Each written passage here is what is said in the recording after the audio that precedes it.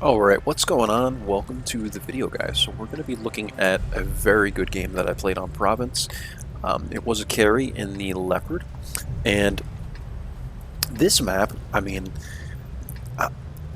whenever I get this map, pretty much on any single tank, it's not a favorite of mine because this is basically just another Campanovka, right? This is like Camp Ovens or whatever you want to call this, right? I mean, this is Province and you camp, and that's it. That's all you do, because it's literally, I'm going to show you, it's this side and this side, and that's it. And there's just this, the whole game, and that's all you do, right? You just sit there and you shoot the other side of the map.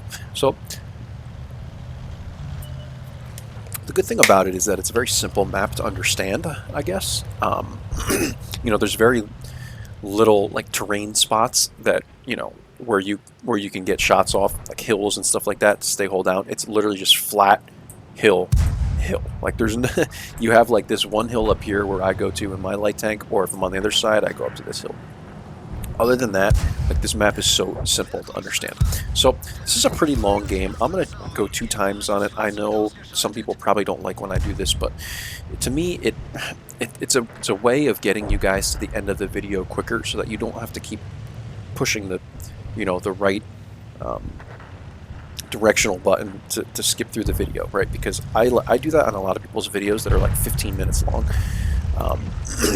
So one thing I do want to note here is that I run down through here because it's a little lower than like this right here, and it actually allowed me to, even the OI being like 2 stories high, right, I was still able to stay underneath his gun or his commander's hatch, so I did not get spotted, because I don't want to be spotted coming up here. So that's one tip that I'll give you. I'm going to come up into this bush. I'll slow it down for a moment as we spot the SU-100Y, taking shots into him. Luckily, this guy doesn't have the view range to spot me here, so I'm able to put in, I think it was 3 shots I was able to put into him. And then here's the Nashorn. I'm able to get a couple shots into him as well and clean him up. And we're at 455 damage and 442 spotting, like right off the bat, pretty much. Now the T-34-85M, I'm pretty sure that this guy is going to spot me, so I have to be cautious now.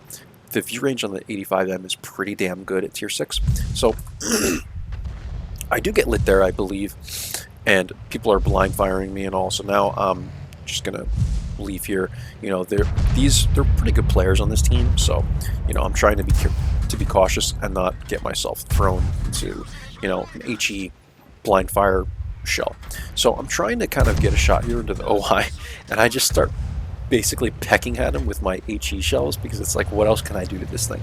Even with my APCRs, I cannot do anything to this guy unless he completely gives me the side of his tank. I need the side hole, or I cannot pen this guy at all. So you will find out that this OI sits here basically the whole game, and if I was him, I would do exactly the same thing.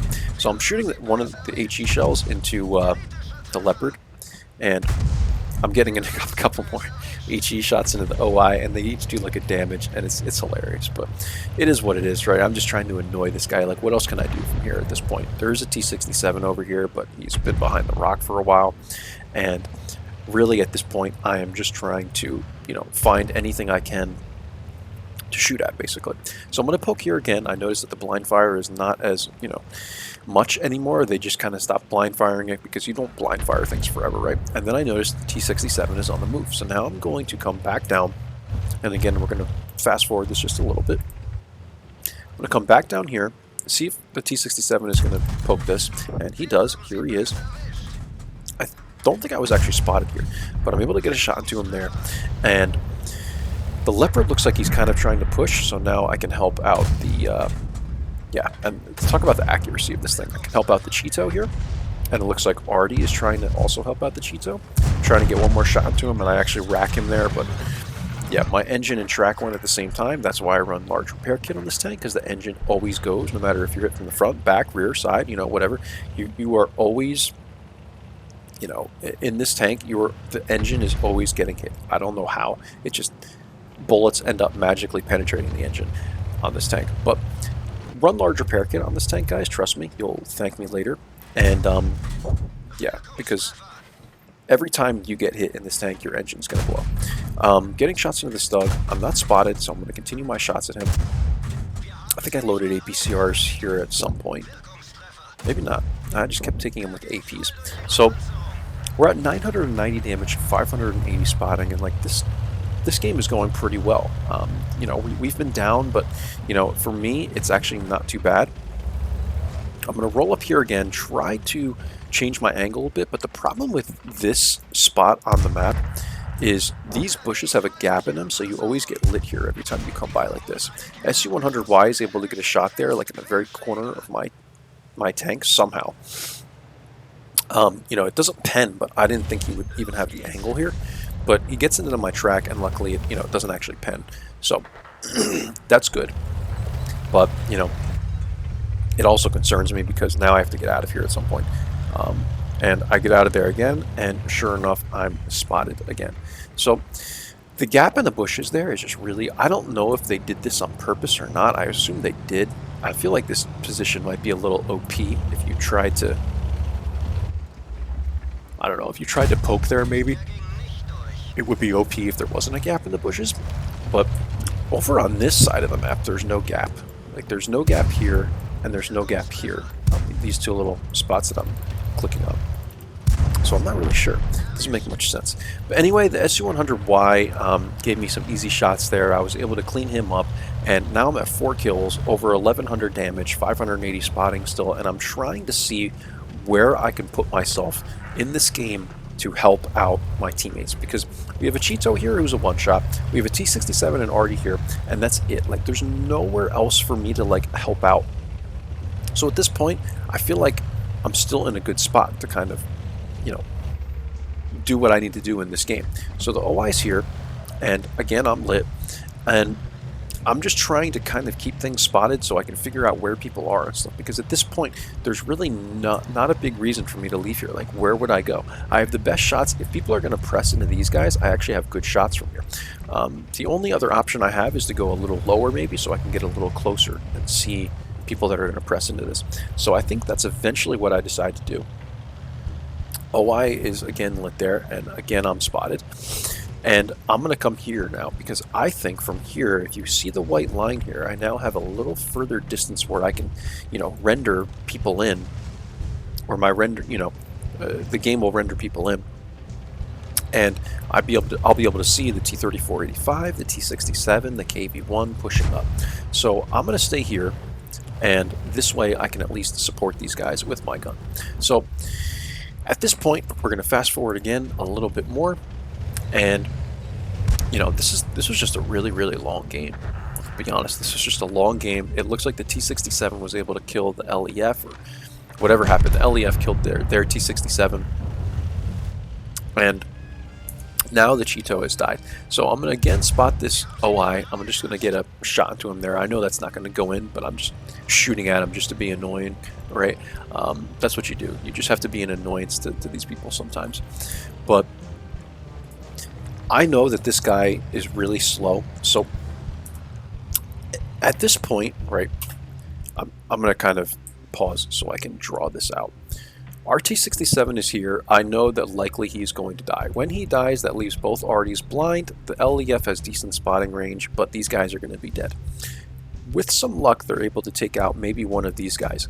Now I am thinking about the carry situation. It's 9-11, but I'm already thinking about how I am going to carry this game. And from here, I know like the OI is not going to move. The Stug is probably at most going to come this way. I don't think he's going to press this way. It wouldn't really make a lot of sense, in my opinion, for him to push past the OI. Like, he knows that there's nobody left here because of where his teammates are. So if I were him, I'd probably go down this way and go around. That would just be a better way to push towards the, you know, enemy, you know, spawn area at least. The bases in this game are actually well placed, and I kind of like them, and you will see why later on. But I think it would be a bad idea to put the base here and the base here, only because I feel like it might be like a lot easier to cap out, or harder, right? Because you can camp this and people wouldn't be able to do it. But if, say, like I'm the only one left on this map and they were capping out, well, it would be really difficult for me to reset that, because then I'd have to come all the way up here. I don't think I'd be able to spot them from out, out in here. Like, you'd have to go all the way up to reset. So I think the bases are pretty well placed. It makes the game a little more interesting on this map. Anyway, let's move on. And we're going to see that the T-3485M is pretty much, I would say, to the T-67 a two-shot, so that's good. And again, I'm going to try and figure out where this OI is. I'm playing around with him, and I get spotted again. And it's just, to me, it almost becomes a stalemate, right? Like, I'm just trying to do something here, and I know that if I leave this area, then the OI is probably going to press up, and I'm going to lose this side of the map. So you just have to be creative in the kind of where you place yourself to maybe trick the enemy into thinking that there's one more person there or something like that. But in this case, I think they know where everybody is. But yeah, it's just, sometimes it's difficult because you want to keep one side of the map, right? Or keep part of the map, and that's what I'm trying to do here. So I come through. I know the OI has been sitting there forever. I know he's not going to move, and from here I can do this without him getting shots into me, because there's this huge, like, roundabout thing here. I don't know what the heck this is, but that's what I'm calling it. And yeah, I know that he can't get shots into me. So I clean up Artie, and then I see the Stug as pressed. Luckily, the M44, it was actually that killed him. And yeah, this has become a pretty close game. T67 and M44, and we have the T3485M, the KV1S, and the OI. So T34 is pressing into the T67. I don't even remember what happens here. They do kill the T3485M. What am I going to do? Well, as I was talking to you about before, I was talking about the bases. In this situation, I actually think it would be a good idea for me to cap out, because I know the KV1S is likely going to push my T67, and because he's all the way over here, he's probably not going to be able to reach me in time. The OI is a really big tank, and it's going to take this guy a while to reach me as well. There's one Artie that I didn't spot yet, and he ends up being over here. I guess he left this side of the map. I actually don't know why. Maybe he just wanted better shots going this way, but whatever the case is, guys, I'm on the cap, and I'm sitting in bushes, and I'm waiting for 3 enemies to approach me. I know that the OI and the KV1S are going to take a little while, but giving them almost 2 minutes, they should be able to get here. So here we go. Here's the OI. I'm able to spot him because I run binocs on this thing. Here's the Artie, and at this point, I'm seeing the KV1S come by, and I'm like, wow, I didn't actually think that this guy would get here this quick. There's 30 seconds left on the cap, and at some point, I am going to have to fire here. And I'm trying, this is what you do when you're in a carry situation like this. I'm like, you have OI here, you have KV1 here, you have M44 here. You have to start prioritizing who you're going to kill first, or depending on who comes up first, what you're going to do, right? Like shot by shot, you have to plan this out. I have 463, 83 HP, 463 HP. I'm a one-shot to the OI. The KV1 can hit me with HE shells, and I know they're pretty nasty, but I don't think they're gonna one-shot me or anything like that. I can probably take a couple from him. The OI is the biggest threat, but I know he's the slowest. So like, all this goes through your mind, right? The M44 is the closest. I'm probably gonna have to shoot the M44 first. But here comes the KV1, and I see the KV1's at 196 HP. So as I'm sitting here, I'm planning all this out. Who do I want to shoot first? If I go for the M44 first, because he's probably going to be the one that spots me first, I can probably clean him up and use this rock to keep me, away from the KV1S, and then I just have to hope that this gives me cover from the OI. So that's what I decided to do here. I go after the M44, I get 1 into him, 2 into him, I got 3 into him, KV1S is coming around this way, I got 4 into him, and I clean him up. Unfortunately, the KV1S gets a shot into my back there, and that only hit me for 65 HP. So now at this point, I'm going to load my APCRs, and I'm just going to unload on the KV1S. Of course, that shot bounces, and I have to take another one from the KV1S. And by some luck, this guy was shooting AP shells and not HE, because if he kept HE, he probably would have wrecked me. But he shot 2 AP shells, and that was his biggest mistake, because he probably could have hit me for like 300 something, right? Anyway, the OI is here now. I have 83 HP. This guy could probably breathe on me the wrong way. I'm going to and I'm going to die because the OI has insane ramming damage too, even when it's only moving a few miles an hour. So I'm trying to play around with this guy, and I'm thinking, how can I, make this work? I know this guy's rotation speed is extremely slow. I've played the OI many times. I know where its weaknesses are. So here we go. I can see he still has his gun over like this, and now he's starting to turn it, and I'm thinking, I have time. Look at this. Look where his gun is in relation to my tank. This is how you can play against an OI. So I run up here like this, and now I'm going to basically hug the side of his tank. There's no way this guy can do anything if I do this. Now, here comes the problem. He starts backing me into the rock. This is where it becomes an issue right here, because you can see I'm backed up to this rock. Now, my only way to get out of here is to go like this. His gun still doesn't turn fast enough, but it becomes another concern because I can't pen the front of this thing and I have to run to the other side. So that's one concern. However, this guy stupidly starts going forward, I guess, to try and get his gun to hit me. And I get 2 more into him, and I'm able to clean him up, and I kill him. So these guys made a few mistakes here. The KV-1S made the biggest mistake in shooting AP. If this guy shot HE, this game was over. I would have died because I was standing right in front of him, and I bounced 1 shell too. So the fact that I bounced that off the front of his tank, he had another chance to shoot HE at me, and he didn't. So that one thing by itself is one of the reasons I was able to carry this game. And this dude is a good player too. Like, look at his W and 8, man. Like, I hate to always make a big deal about W and 8, but this is how I know that people are decent at the game, right? Like, he's a good player, and for some reason, I guess he decided that shooting AP was better. I know that the front of this tank has decent armor, but I'm pretty sure I was showing my side plate to him, like, for at least 2 of the shots he took. And the rear too, right? Like, he hit me for only 65 in the rear, which was just lucky on my part. But anyway, 8 kills, 2,396 damage, 580 assists, and that is how I carried this game on Province. Let's get into the end plates because I know that this video is getting pretty long. We are at 16 minutes. It was a mastery. Here's all the badges we got: Top Gun, High Caliber, etc. And yeah, we were top clearly in this game, and I got a couple messages after the game, people saying, great carry, and I'm like, thanks, but when people make mistakes like that, like OI just giving me his side plate that easily and stuff like that, I don't brag about these things. Like, it wasn't that difficult.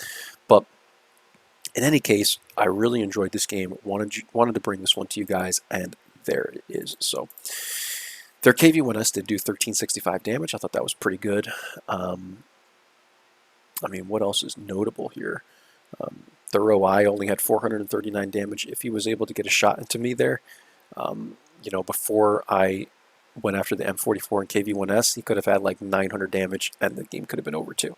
So there's just a lot of circumstances sometimes that you could think someone is really good for carrying a game, but sometimes it's the stupidity of the enemy team that allows you to carry. And in this case, it was like 50-50, I'll say. I think I had to think my way through it a little bit, but I think these guys made a good amount of mistakes as well. So there you have it, guys. That's the carry and the Leopard.